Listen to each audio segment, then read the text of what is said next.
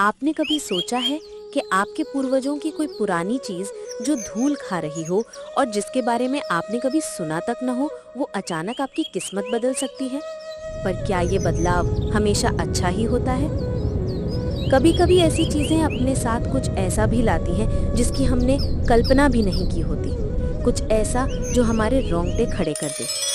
आपने अपनी जिंदगी में ऐसा कोई अनुभव किया है जहाँ किसी पुरानी चीज ने आपको चौंका दिया हो, जहाँ किसी अनजानी शक्ति ने आपकी दुनिया बदल दी हो? कमेंट्स में ज़रूर बताइएगा दोस्तों, मैं आप सबके जवाबों का इंतज़ार करूँगा। बहुत पुरानी बात है, शांतिपुर नाम का एक छोटा सा और सुंदर गांव था। ये गांव शहर के शोर शराबे से बहुत दूर अपनी हरियाली और खेतों में व्यस्त रहता था। यहाँ के लोग सीधे सादे, मेहनती और ईश्वर पर बहुत विश्वास करने वाले थे। लेकिन पिछले कई सालों से शांतिपुर पर मानो किसी की बुरी नजर लग गई थी। बारिश बहुत कम होती थी, जिससे खेत सूख जाते थे और फसलें बर्बाद हो जाती थी। और अगर किसी तरह थोड़ी बहुत फसल हो भी जाती तो बाजार में उसके इतने कम दाम मिलते कि किसानों की मेहनत भी पूरी नहीं पड़ती थी। गांव के जवान लड़के लड़कियां अच्छी जिंदगी की तलाश में शहरों की ओर जा रहे थे, क्योंकि गांव में रोजगार के अवसर थे ही नहीं। इसी गांव में समीर नाम का एक नौजवान लड़का रहता था। समीर अपनी उम्र के बाकी लड़कों से थोड़ा अलग था। उसे शहर की चमक दमक से ज्यादा अपनी जमीन और मिट्टी से प्यार था। उसके माता पिता रामप्रसाद और रमा देवी अब बूढ़े हो चले थे और उनकी सेहत भी दिन ब दिन बिगड़ती जा रही थी। समीर के कंधों पर पूरे परिवार की बड़ी जिम्मेदारी थी। उसकी पत्नी प्रिया एक शांत, समझदार और बहुत ही मेहनती औरत थी। प्रिया हर मुश्किल में समीर का साथ देती थी, चाहे सुख हो या दुख। उनका एक छोटा सा बेटा भी था, आरव, जो मुश्किल से 5 साल का था और अपनी प्यारी सी मुस्कान से सबका दिल जीत लेता था। समीर दिन रात अपने खेतों में जी तोड़ मेहनत करता था। सुबह सूरज निकलने से पहले ही खेत पहुंच जाता और शाम ढलने तक पसीना बहाता रहता। कभी हल चलाता तो कभी पानी की कमी के लिए सिंचाई के लिए घंटों परेशान होता। लेकिन उसकी किस्मत उसका साथ नहीं दे रही थी। जो फसल उगती वो इतनी कम होती कि पूरे परिवार का पेट भरना भी मुश्किल हो जाता था। अक्सर ऐसा होता कि रात के खाने में सिर्फ सूखी रोटी और मिर्च का अचार ही होता था। आरव की मासूम आंखें जब किसी और बच्चे को खिलौनों या अच्छी चीजें खाते देखती तो समीर का दिल अंदर तक टूट जाता था। उसे लगता था कि वो अपने परिवार के लिए कुछ भी नहीं कर पा रहा है। एक दिन शाम के धुंधलके में समीर अपने खेतों से थका हारा और उदास मन से घर लौट रहा था। उसका सर झुका हुआ था, जैसे उसने सारी उम्मीदें छोड़ दी हों। तभी रास्ते में उसे उसका पुराना दोस्त किशन मिल गया। किशन समीर से कुछ साल बड़ा था और शहर जाकर उसने एक अच्छी नौकरी पा ली थी। वो काफी खुश और सफल दिख रहा था। समीर भाई, अरे कहाँ खोए हो? आज बहुत उदास दिख रहे हो। समीर ने उदास नजर से किशन को देखा। क्या बताऊं किशन, अपनी तो किस्मत ही फूटी है। दिन रात एक कर देता हूँ पर पेट भरने को दाने नहीं। किशन ने सहानुभूति दिखाते हुए कहा, मैंने तो कहा था शहर चल मेरे साथ, मेरे पास काम है। यहाँ क्या रखा है इस सूखी और बंजर मिट्टी में? गांव में कुछ बचा ही नहीं है। नहीं किशन, ये मेरी मिट्टी है, मेरे पुरखों की जमीन है। इसे छोड़कर कैसे चला जाऊं? मेरे माँ बाबूजी भी तो हैं, उनका ध्यान कौन रखेगा? किशन ने कुछ देर सोचा, फिर बोला, अच्छा एक बात बताऊं, गांव के उस सिरे पर जहां पुरानी खंडहर हवेली है, उसके पास एक जमीन का टुकड़ा है ना, जो सालों से वीरान पड़ा है, जिस पर लोग कहते हैं कि कुछ अशुभ है और जहां रात में अजीब आवाजें आती हैं। समीर ने सिर हिलाया। हाँ, वही टुकड़ा करीब 2 बीघा का है। कोई उसके पास भी नहीं जाता, उसे छूना तो दूर की बात है। कहते हैं वहां रात में अजीब और डरावनी आवाजें आती हैं और जो भी उसे जोतने की कोशिश करता है उसका बुरा होता है। वही जमीन, तू उसे क्यों नहीं ले लेता? किशन ने सुझाव दिया। सुना है गांव का मुखिया हरपाल सिंह उसे कौड़ियों के दाम पर बेचना चाहता है, बस कोई खरीदने वाला नहीं मिलता। तू अगर ले लेगा तो कम से कम कुछ जमीन तो बढ़ जाएगी तेरी, और अगर तेरी मेहनत रंग ले आई तो शायद तेरी किस्मत ही बदल जाए। हिम्मत कर, लोग तो बहुत कुछ कहते हैं, पर अगर हम कोशिश ही ना करें तो पता कैसे चलेगा? किशन ने उसे समझाया। उस रात समीर को बिल्कुल नींद नहीं आई। किशन की बातें उसके दिमाग में बार बार घूम रही थी। मनहूस जमीन, अशुभ, अजीब आवाजें, ये सब उसे डरा रहा था। उसके अंदर एक अजीब सा डर पैदा हो रहा था। लेकिन दूसरी ओर कौड़ियों के दाम, किस्मत बदल जाए, ये शब्द उसे एक नई उम्मीद दे रहे थे। उसकी गरीबी उसे उस डर से कहीं ज्यादा बड़ी लग रही थी। उसे लगा कि अब उसके पास खोने को कुछ नहीं है। सुबह होते ही उसने एक साहसी और जोखिम भरा फैसला लिया। अगले दिन सुबह सुबह समीर अपने पिताजी रामप्रसाद और माँ रमा देवी को बुलाया। बाबूजी, माँ, मैंने एक बहुत बड़ा फैसला लिया है। समीर ने हिम्मत करके कहा। उसकी आवाज में थोड़ी घबराहट थी पर दृढ़ता भी थी। क्या फैसला बेटा? कहीं शहर जाने का तो नहीं सोच रहा? हम बूढ़े हो गए हैं, हमारा कौन ध्यान रखेगा? रमा देवी ने चिंतित होकर पूछा। उनकी आवाज कांप रही थी। नहीं माँ, मैं गांव के मुखिया हरपाल सिंह से वो पुरानी हवेली के पास वाली जमीन खरीदने जा रहा हूँ। ये सुनते ही रामप्रसाद और रमा देवी दोनों भौचक्के के रह गए। उनकी आंखें हैरानी से फैल गई। क्या पगला गया है बेटा? वो मनहूस जमीन, हमारे पुरखों ने हमेशा उससे दूर रहने को कहा है। कितने लोगों का वहां बुरा हुआ है। उस जमीन पर एक पुराना कुआं है जिसकी गहराइयों से रात को अजीब सी आवाजें आती हैं। लोग कहते हैं वहां एक पुराना प्रेत रहता है जो जमीन को छूने वाले को छोड़ता नहीं है। पर बाबूजी, वो जमीन इतने सस्ते में मिल रही है। हमारी गरीबी आप देख नहीं रहे? हमारे पास कोई और रास्ता नहीं है। अगर हम कुछ नया नहीं करेंगे तो यूं ही भूखे मर जाएंगे। रास्ता नहीं है तो क्या अपनी जान खतरे में डालेगा? हमारे पास जो है उसी में गुजारा कर लेंगे। जान से बढ़कर कुछ नहीं होता। रमा देवी ने भी समीर को मना किया। उनकी आंखों में डर था, लेकिन समीर अपने फैसले पर अटल था। उसने अपनी पत्नी प्रिया की ओर देखा। प्रिया चुपचाप सिर हिलाया। वो जानती थी कि समीर कितना मजबूर है और वो अपने परिवार के लिए कुछ भी करने को तैयार था। बाबूजी, मैं ये करूंगा। अगर कुछ बुरा हुआ तो मेरी किस्मत, पर मैं हार नहीं मानूंगा। समीर ने दृढ़ता से कहा। उसी दिन समीर गांव के मुखिया हरपाल सिंह के पास गया। मुखिया हरपाल सिंह एक बूढ़ा लेकिन समझदार और अनुभवी व्यक्ति था। नमस्ते मुखिया जी, मैं वो पुरानी हवेली के पास वाली जमीन खरीदना चाहता हूँ। समीर ने नम्रता से कहा। मुखिया हरपाल सिंह ने हैरानी से समीर को देखा। तुम? बेटा, तुम्हें पता है ना उस जमीन के बारे में गांव में क्या कहा जाता है? कोई उसके पास फटकता भी नहीं है। पता है मुखिया जी, पर मेरी मजबूरी है। मैं उसे खरीदना चाहता हूँ, चाहे कुछ भी हो। समीर ने दृढ़ता से कहा। मुखिया हरपाल सिंह ने समीर की आंखों में एक अजीब सी चमक और अटल संकल्प देखा। उन्होंने सोचा कि शायद ये लड़का अपनी किस्मत खुद बदलने आया है, या शायद ये कोई बड़ा जोखिम लेने को तैयार है। उन्होंने जमीन समीर को कौड़ियों के दाम पर दे दी। समीर ने तुरंत कागजात बनवाए और उस वीरान जमीन का मालिक बन गया। जब समीर ने ये खबर घर आकर सुनाई तो उसके माता पिता बहुत दुखी हुए, पर प्रिया ने उसे हिम्मत दी। आपने जो किया ठीक किया जी, अब जो होगा हम सब मिलकर देखेंगे, प्रिया ने कहा। उसकी आवाज में विश्वास था। अगले दिन सुबह सुबह समीर अपनी पत्नी प्रिया और एक फावड़ा लेकर उस वीरान जमीन पर पहुंचा। जमीन बंजर थी, चारों ओर कंटीली झाड़ियां और सूखे पेड़ उगे हुए थे। एक कोने में एक पुराना गहरा कुआं था जिसकी मुंडेर पर सदियों की धूल और काई जमी थी। कुएं से एक अजीब सी हल्की सी गंध आ रही थी, जैसे कि पुराने पत्थरों, मिट्टी और सड़ी हुई पत्तियों की। सूरज की रोशनी भी वहां तक पहुंचने में हिचक रही थी। कुएं के अंदर गहरा अंधेरा था। समीर ने कुएं से थोड़ी दूरी पर ही जमीन जोतनी शुरू की। प्रिया भी उसके साथ झाड़ियां हटाने लगी। दिन भर उन्होंने कड़ी मेहनत की, पसीना बहाया, कांटों से जख्मी हुए, पर हार नहीं मानी। शाम होते होते उन्होंने जमीन के एक छोटे से हिस्से को साफ कर लिया था। तभी फावड़ा एक कठोर चीज से टकराया। क्या है ये? समीर ने उत्सुकता से मिट्टी हटाई। वहां एक पुराना पत्थर का बक्सा दबा हुआ था। वो दिखने में बहुत ही पुराना था। उस पर अजीबोगरीब आकृतियां बनी हुई थी जिन्हें समीर पहचान नहीं पाया। उस पर सदियों की धूल और मिट्टी जमी थी। प्रिया, देखो ये क्या है? समीर ने आवाज दी। उसकी आवाज में हैरानी थी। प्रिया पास आई और बक्से को देखा। उसकी आंखों में एक चमक थी, पर थोड़ी सी चिंता भी। उसे अपने ससुर रामप्रसाद की बातें याद आ गईं। क्या ये वही है जिसके बारे में बाबूजी बात करते थे, वो अशुभ चीज? प्रिया ने डरते हुए पूछा। समीर ने हिम्मत करके बक्से को उठाया। वो भारी था और उसके अंदर से हल्की हल्की खनकने की आवाज आ रही थी, जैसे कोई धातु आपस में टकरा रही हो।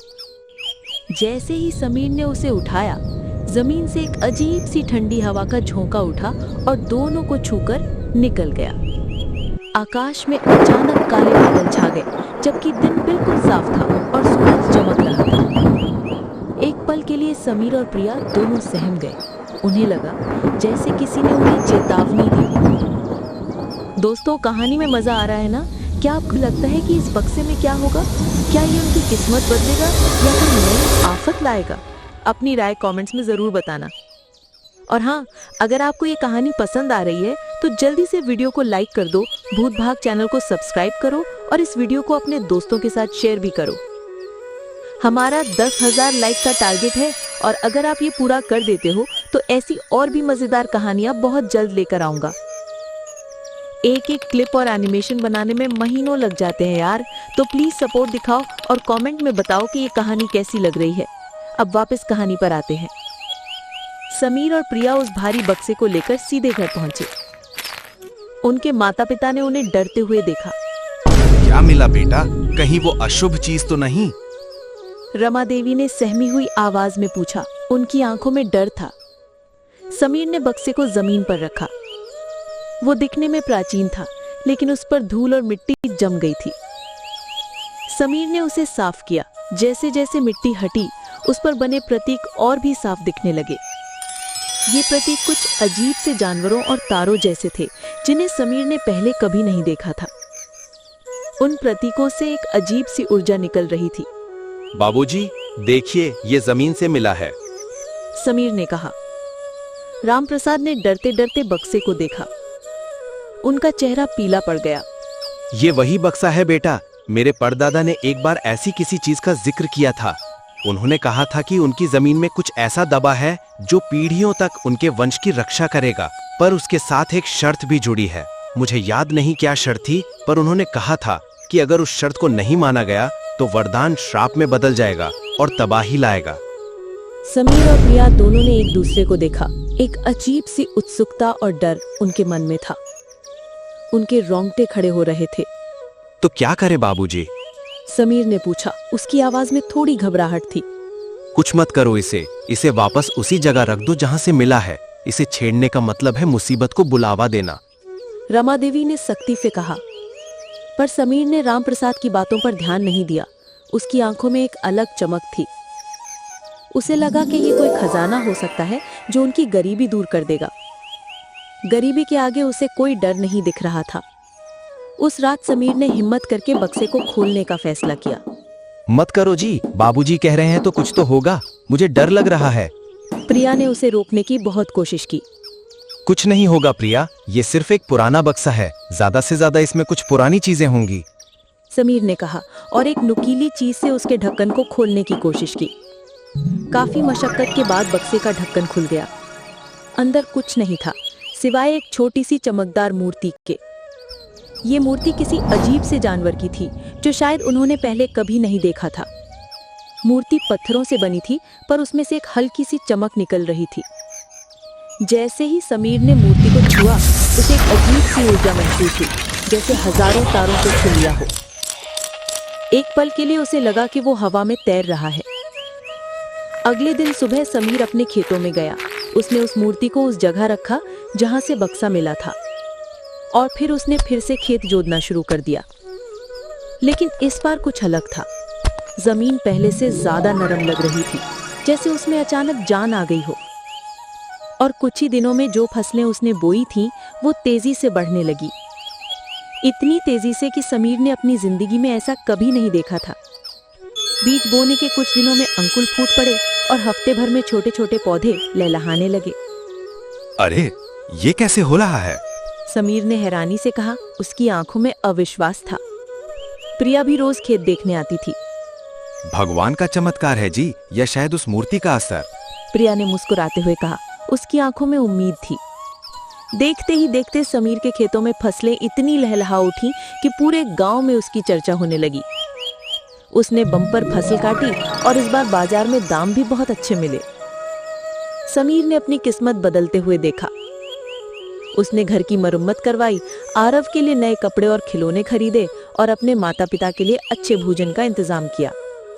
परिवार में खुशी का माहौल था, हर तरफ समृद्धि दिख रही थी। लेकिन इस खुशी के साथ साथ कुछ अजीब और डरावनी बातें भी होने लगी। रात में खासकर उस पुरानी हवेली और कुएं के पास से अजीब सी फुसफुसाहट और कभी-कभी किसी के रोने की धीमी आवाजें आने लगी। ये आवाजें इतनी डरावनी होती थी कि रात में कोई भी उस तरफ जाने की हिम्मत नहीं करता था। गांव के लोग डरते थे और कहते थे कि वो आत्मा जाग गई है जिसने जमीन पर कब्जा कर रखा था। समीर ने पहले तो इन बातों पर ज्यादा ध्यान नहीं दिया। उसने सोचा कि ये सिर्फ अंधविश्वास है। एक दिन आरव बीमार पड़ गया। उसे तेज बुखार था और वो रात में अचानक जागकर रोने लगता था। कभी-कभी वो अजीबोगरीब बातें करता था। वो आ रही है, वो मूर्ति बुला रही है, मुझे डर लग रहा है। समीर और प्रिया बहुत चिंतित हुए। उन्होंने उसे गांव के वैद्य को दिखाया, पर वैद्य को कुछ समझ नहीं आया। ये सब उस मूर्ति की वजह से हो रहा है। रमा देवी ने कहा। उनकी आवाज में डर और गुस्सा था। मैंने कहा था उस मनहूस चीज को मत छेड़ो, वो हमारे पुरखों का श्राप है। उसने हमारे बच्चे को अपनी गिरफ्त में ले लिया है। समीर भी अब थोड़ा डरने लगा था। उसे याद आया रामप्रसाद बाबूजी की बात कि उस चीज के साथ एक शर्त जुड़ी है। गांव में चंदन नाम का एक धूर्त आदमी था। वो समीर की बढ़ती समृद्धि से बहुत जलता था। चंदन बहुत लालची और ईर्ष्यालु था। उसने देखा कि जब से समीर ने वो जमीन खरीदी है उसकी किस्मत खुल गई है। उसने कुछ गांव वालों से सुना था कि समीर को जमीन से कोई पुरानी चीज मिली है जो उसकी किस्मत बदलने का कारण है। उसने सोचा कि जरूर वही चीज उसकी किस्मत बदल रही है और अगर वो चीज उसे मिल जाए तो वो भी अमीर बन जाएगा। मुझे भी वो चीज चाहिए, मैं भी अमीर बनूंगा। चंदन ने अपने मन में ठान लिया।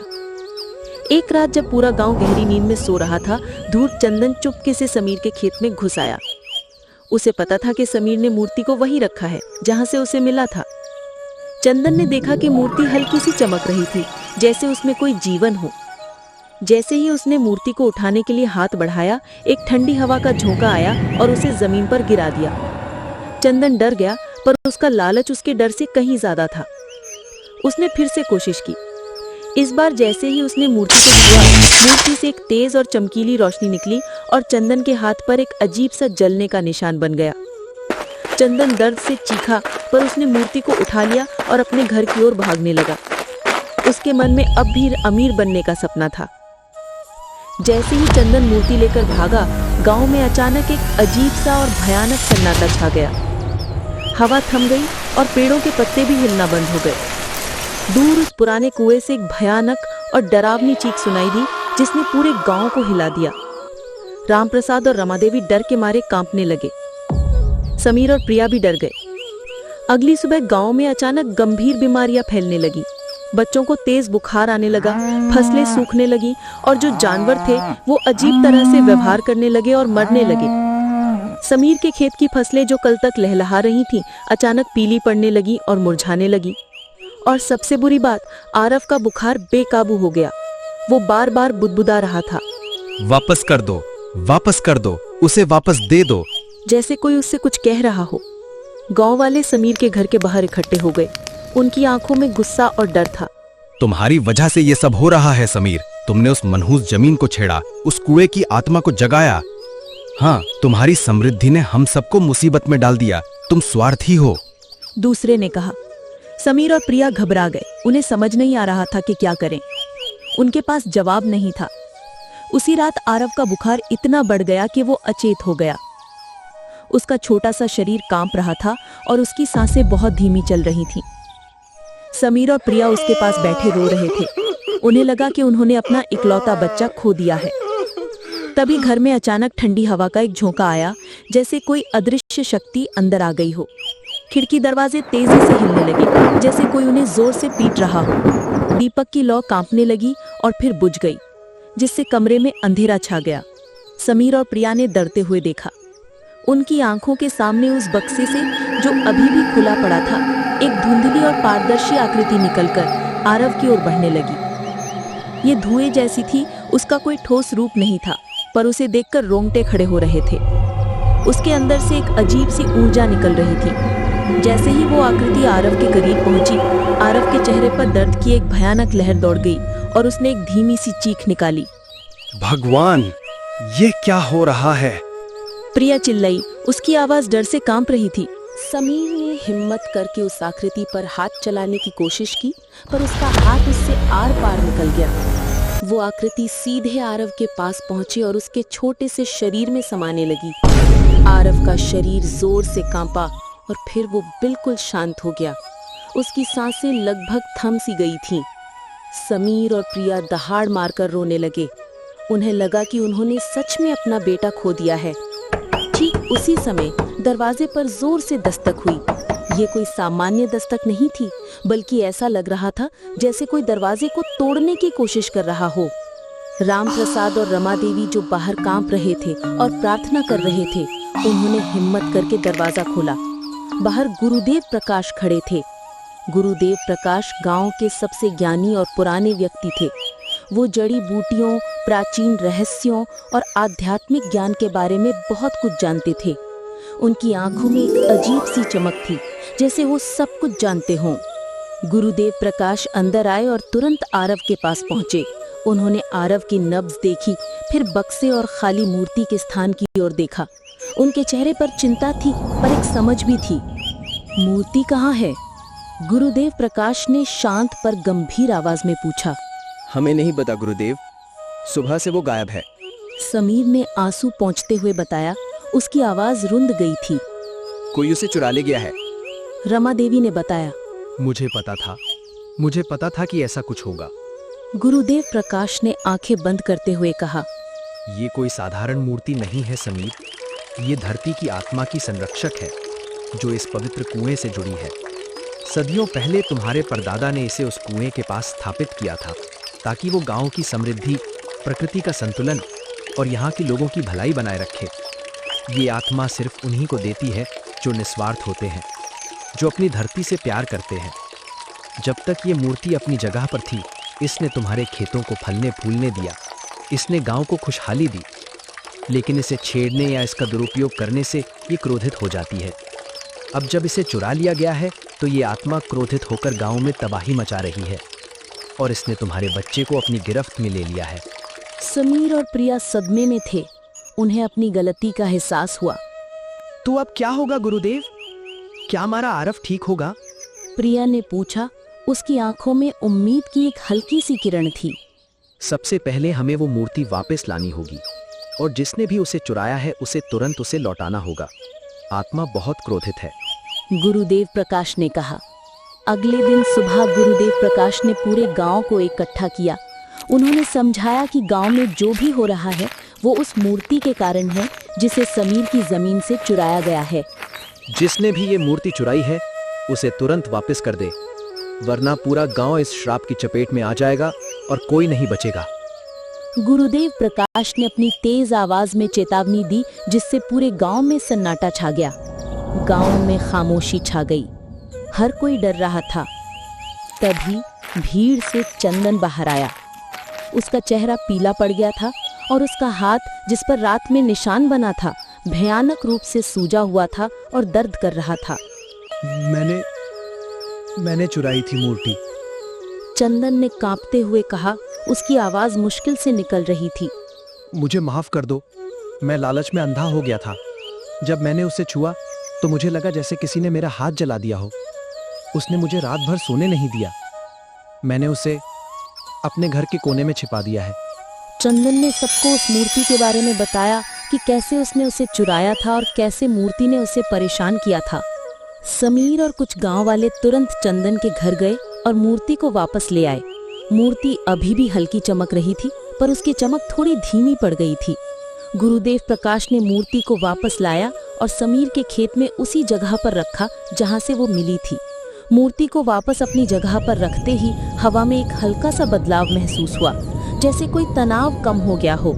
उन्होंने समीर और प्रिया से कहा, अब हम एक अनुष्ठान करेंगे। इस आत्मा को शांत करने के लिए हमें इसे दिखाना होगा कि तुम निस्वार्थ हो और अपनी समृद्धि को सबके साथ बांटने के लिए तैयार हो। तुम्हें एक बड़ा भोज आयोजित करना होगा, जिसमें गांव के हर व्यक्ति को भोजन मिले, और तुम्हें अपनी फसल का एक बड़ा हिस्सा गांव में बांटना होगा। समीर और प्रिया ने बिना सोचे समझे हाँ कर दी। उनके लिए आरव का जीवन और गांव की भलाई सबसे ऊपर थी। उन्होंने तुरंत गांव में एक बड़ा भोज आयोजित करने की तैयारी शुरू कर दी। अपनी सारी बची हुई फसल और जो पैसे उन्होंने कमाए थे उसका एक बड़ा हिस्सा उन्होंने गांव वालों के बीच बांट दिया। उन्होंने गांव के हर घर में अनाज और जरूरत की चीजें पहुंचाई ताकि कोई भी भूखा न रहे। भोज वाले दिन पूरा गांव समीर के घर के पास इकट्ठा हुआ। स्वादिष्ट भोजन और मिठाइयां परोसी गईं। गांव वाले जो कल तक समीर पर गुस्सा कर रहे थे और उसे कोस रहे थे, अब उसके त्याग और जेनरोसिटी को देखकर हैरान थे। समीर और प्रिया ने हर किसी का स्वागत किया बिना किसी बदले की भावना के।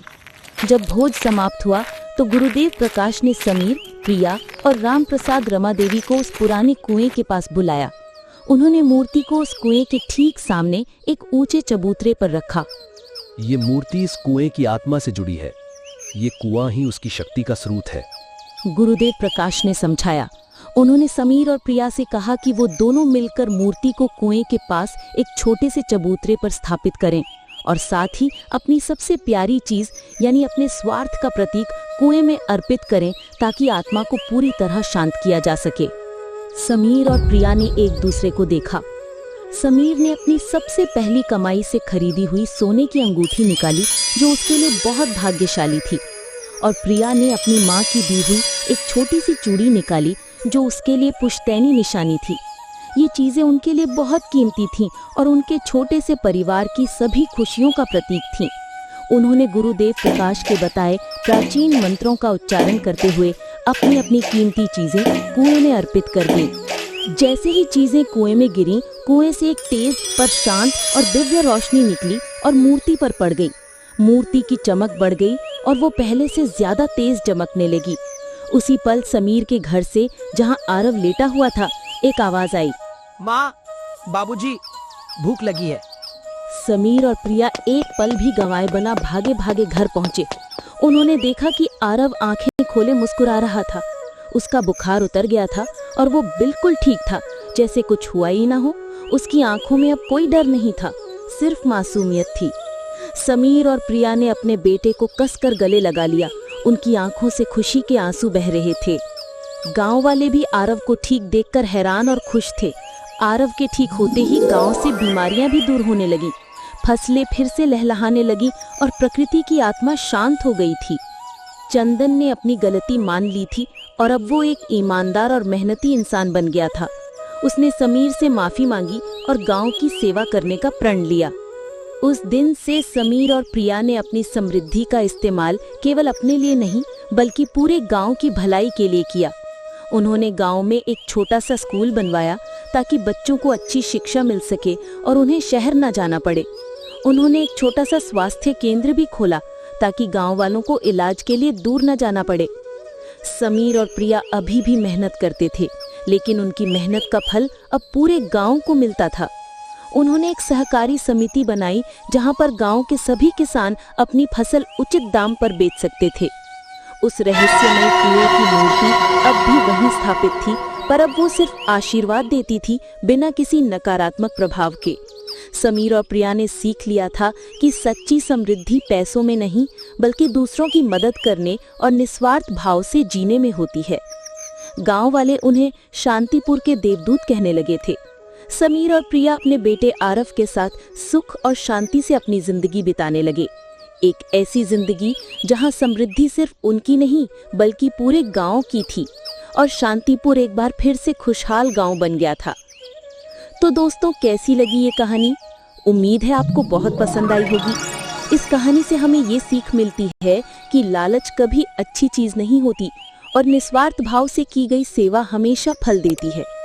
याद है ना, वीडियो को लाइक करना है, भूत भाग चैनल को सब्सक्राइब भी करना है और इसे शेयर भी करना है। 10,000 लाइक का टारगेट मत भूलना यार।